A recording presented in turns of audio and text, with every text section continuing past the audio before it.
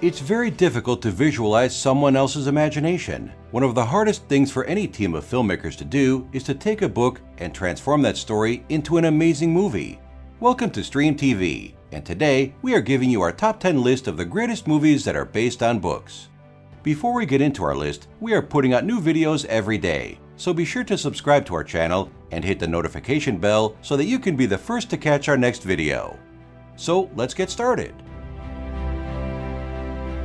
Number 10. The Shining. Wendy, I'm home.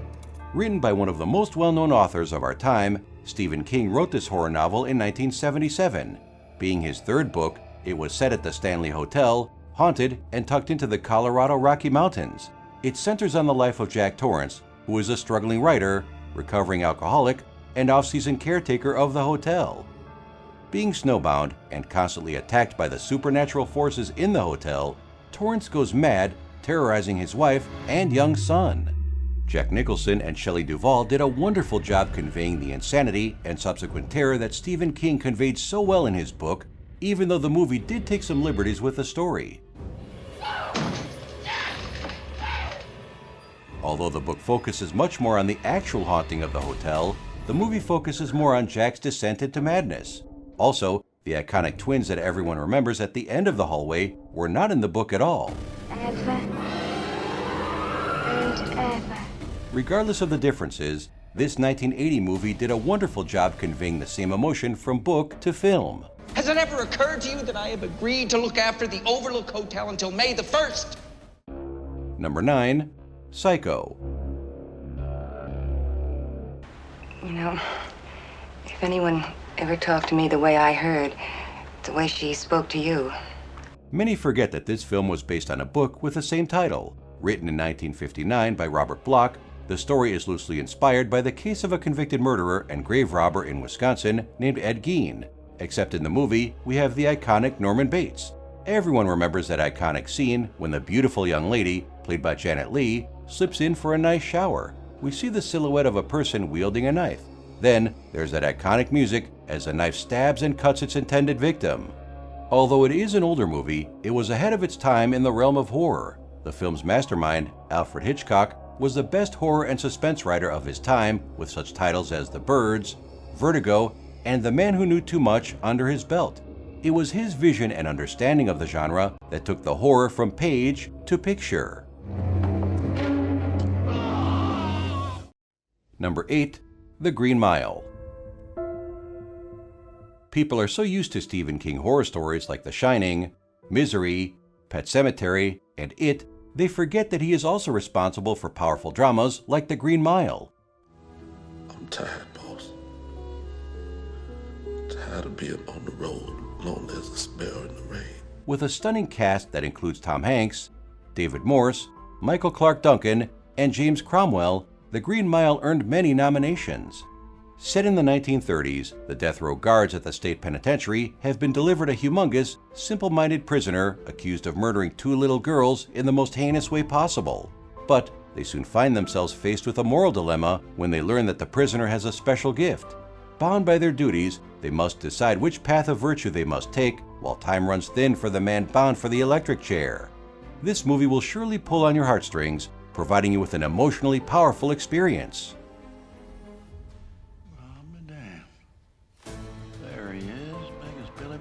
I thought Bruno was pulling my leg.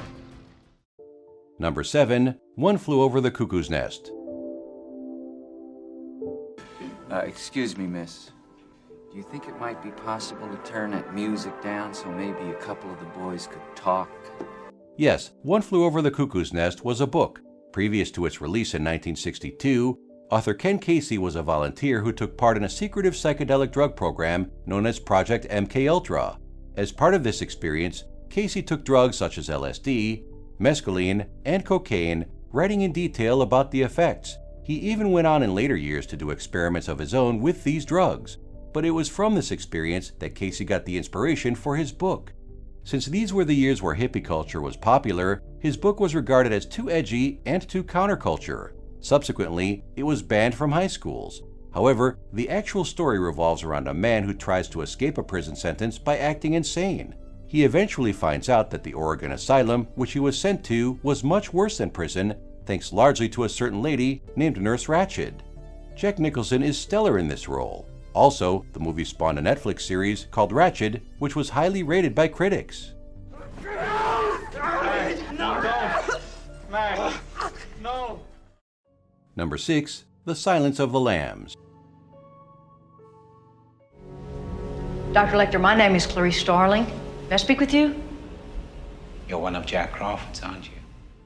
What an amazing movie this is. However, even though it was the first movie made in the series, it was the second book, following the first book, Red Dragon. Silence of the Lambs follows the story of FBI trainee Clarice Starling, played by a young Jodie Foster, who is tasked with doing a personality profile on genius forensic scientist and cannibalistic killer Hannibal Lecter. It is the ultimate goal to get Lecter's help in catching a serial killer nicknamed Buffalo Bill. Sir Anthony Hopkins delivers one of his best performances.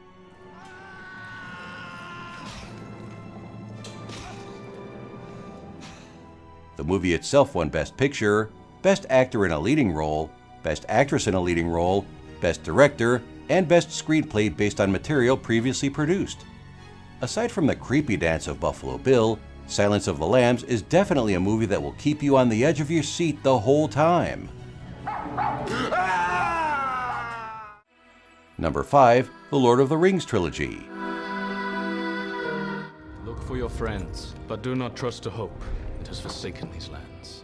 3 books and 3 movies under one name, The Lord of the Rings. This series is undoubtedly the standard for fantasy writers, inspiring other authors like George R.R. Martin, writer of the Game of Thrones series. Written in 1948 by J.R.R. Tolkien, it is a story full of imagination, suspense, inspiration, and adventure. With an award-winning cast and crew at the helm, the trilogy takes you on an adventure through Middle-earth, showing the resilience and potential of some of nature's most unlikely creatures, hobbits. 2,000 years after the death of the Dark Lord Sauron, the Ring of Power is discovered by Bilbo Baggins, who passes it to his nephew, Frodo. Frodo then sets out on a quest to destroy the ring and save the world. J.R.R. Tolkien was a true wizard, crafting worlds, languages, and creatures. Even his best friend, C.S. Lewis, was astonished by his work. No one should go without seeing these movies at least once. Your call is rising. Its victory is at hand. Number 4. Forrest Gump. Who can forget Life is Like a Box of Chocolates? My mom always said life was like a box of chocolates. It was ranked as one of the most memorable movie quotes of all time. Written in 1986 by Winston Groom, we follow the path of a remarkable, yet simple-minded man who finds himself in some of the 20th century's most notable events. In 1994, Robert Zemeckis brought the story to life and cast Tom Hanks as Forrest Gump, Robin Wright as Jenny, and Gary Sinise as Lieutenant Dan. Not only did it win 6 Oscars, it is now thought of as one of the most inspirational and life-changing movies of all time. From the Vietnam War to the Watergate scandal, we see life through the eyes of someone who simply sees it as it really is, without complexities. From that day on, if I was going somewhere, I was running. Number 3. Schindler's List. This film is one of the most somber films ever created. However, it was made based on the book Schindler's Ark, written in 1982 by Thomas Keneally. It tells the true story of a German industrialist named Oskar Schindler, who was an affluent member of the Nazi Party. However, upon witnessing the atrocities of his Nazi Party, Schindler set a plan in motion that would eventually result in over 1,300 Jews being saved from the concentration camps. This film is regarded as one of Steven Spielberg's best pieces and is unanimously agreed on as the best Holocaust film ever. We are brought face to face with the horrors of the Nazi Party. However, in the midst of evil, Spielberg shows how humanity still exists in some Germans. Because of the actions of one man, 1,300 Jews survived. This isn't your typical turn something on Netflix type movie. Although a somber piece, it is absolutely life-changing and worth your time to watch. The unconditional surrender of Germany has just been announced. At midnight tonight, the war is over. Number 2. The Godfather, Parts 1 and 2. I hoped that we could come here and reason together. And as a reasonable man, I'm willing to do whatever's necessary to... The Godfather movies are some of the most popular movies of all time. The first two Godfather movies are considered timeless, showing no flaw in the stories or the acting. But these movies were adaptations from a 1969 novel written by Mario Puzo about Italian-American mafia families. Marlon Brando and Al Pacino flawlessly deliver their performances of the Italian-American gangsters. We are able to see the transition of Michael Corleone from an innocent, younger brother in the family to the head of a vast criminal empire. Marlon Brando, as Don Vito Corleone, shows a gentler and much more reserved side of running the family. Also, in Godfather 2, which is widely considered to be the best sequel to any movie of all time, In my bedroom where my wife sleeps, where my children come and play with their toys. Robert De Niro gives us a glimpse into the early life of Vito Corleone, such as his immigration and the killing of the Italian Don Fanucci. Both the book and the movie should be labeled as musts on your to-do lists.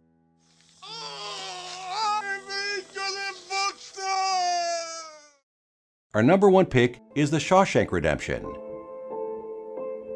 Being the third entry from author Stephen King, we're now taking a look at the film adaptation of The Shawshank Redemption, a wonderful story about holding on to hope when all hope seems to be lost. Get busy living, or get busy dying. Andy Dufresne has been accused of a murder he didn't commit. He certainly didn't fit the description of a stereotypical murderer, being a well-educated and intelligent banker. However, he finds himself behind bars, struggling to survive until his eventual escape.